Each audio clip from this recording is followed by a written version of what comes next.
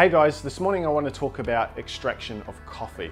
Now, the extraction of coffee is taking our freshly roasted coffee beans and pouring an espresso shot into whatever cup that we're serving in. Now, the espresso shot and the extraction and the way we do that is without doubt the most important aspect of everything to do with our coffee. Okay? A lot of focus is always placed on milk and latte art and sort of presentation. But if the extraction of the coffee is not right, the coffee will not taste balanced and won't taste the way we want it to. And no matter how much we try and trick that with chocolate sprinkles and sugar and things, it won't work. So we need to get the espresso extraction exactly right. Okay? Now there's three main parts to extracting coffee. Obviously we're using fresh coffee beans. If I take my handle here, this is a portafilter and inside is a group basket, okay? I'm going to dose my freshly ground coffee into the handle. That's called my dose, okay? The second part is the grind of the coffee. So that's the actual particle size of the coffee itself. So how coarse and how fine. Now that will determine how the water flows through our dose of coffee. The third variable is the tamping.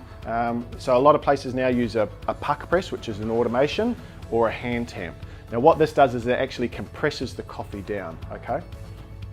Now, the biggest variable is naturally our coffee grind. We need to get that right, so get that flow right. But the dose is super important because you want that to be really consistent, okay? So for the case of this, I'm using a set of scales. So what I'm going to be doing is I'm dosing 22 grams of coffee.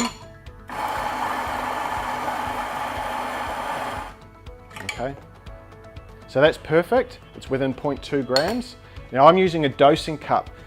These are quite popular now, they're really accurate and it's a good way. So I can quickly distribute the coffee to have a level surface before I tamp, okay? So if I'm using a puck press, in, and that gives me a solid bed of coffee that's evenly compressed and flat. I go to my espresso machine. I always run a little bit of water through prior to extracting to make sure there's no loose coffee grinds, dirty coffee grinds from the previous shot. I engage and I start my extraction. Now what I'm looking for is I'm looking for concentration. I'm looking for color. I'm looking it to be not too fast but nice and slow, but even. I don't want massive fluctuations or bubbliness when it's extracting. So I want it to be nice and smooth and even and giving me really good color and viscosity and richness.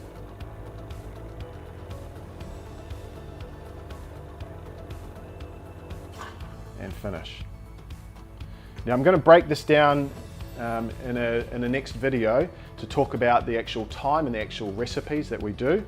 But it's so important to get that espresso extraction right.